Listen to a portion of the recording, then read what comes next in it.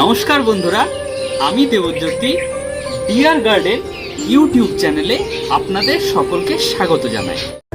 Adenium গাছের মোটা caudex এবং প্রচুর ফুল পাওয়ার ইচ্ছা আমাদের সকলেরই। তাই কিভাবে মাটি তৈরি করলে আমাদের সেই ইচ্ছা পূরণ হবে, আসুন দেখে নিই।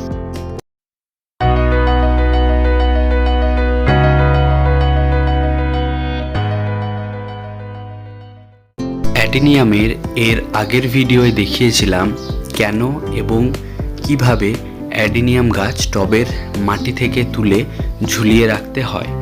সেই ভিডিওটি যদি আপনারা মিস করে গিয়ে থাকেন তাহলে আই বাটন এবং ডেসক্রিপশন বক্সে তার লিংক দেওয়া থাকবে, সেখান থেকে দেখে নিতে পারেন।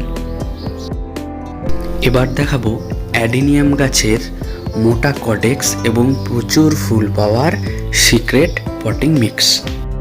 এর জন্য আমাদের লাগবে 3 ভাগ গার্ডেন সয়েল, 2 ভাগ নদীর বালি, 2 ভাগ কাঁকর বা ছোট নুড়ি, 2 ভাগ ভার্মিকম্পোস্ট কিংবা পুরনো গোবর সার, 1 ভাগ কোকোপিট।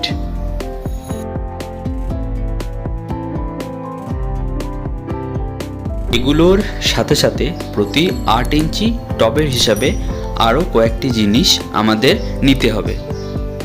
সেগুলো হলো 1 চামচ হাড় গুঁড়ো, 1 চামচ শিংকুচি, 1 চামচ নিমখোল, 1 চামচ সিউইড গ্র্যানিউল, 1 চামচ ফাঙ্গিসাইড পাউডার এবং 1/2 চামচ ডিএপি।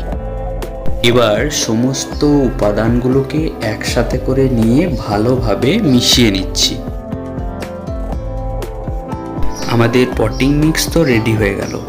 এবার যে গাছগুলো আমরা ঝুলিয়ে রেখেছিলাম সেগুলো রিপোর্টিং করার পালা। রিপোর্টিং করার জন্য 8 ইঞ্চি সাইজের একটা টব নিয়েছি। এবার টবের ছিদ্রটা একটা খোলামকুচি দিয়ে তার ঢেউ খেলানোর দিকটা নিচের দিকে রেখে ছিদ্রটা বন্ধ করে দিলাম। এবার কিছুটা বালি নিয়ে তার উপর ছড়িয়ে দিলাম। এভাবে আমরা ড্রেনেজ সিস্টেমটা বানিয়ে নেব।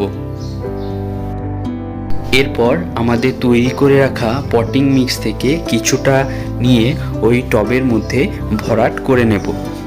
একটু ভরাট করে হাত দিয়ে একটু চেপে চেপে দেব।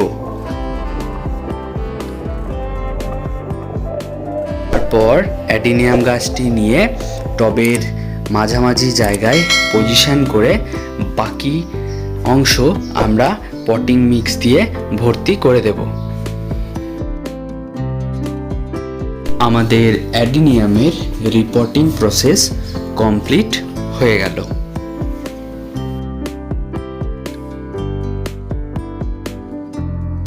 এরপর আমরা টবের মাটিতে অল্প করে জল দিয়ে দেব।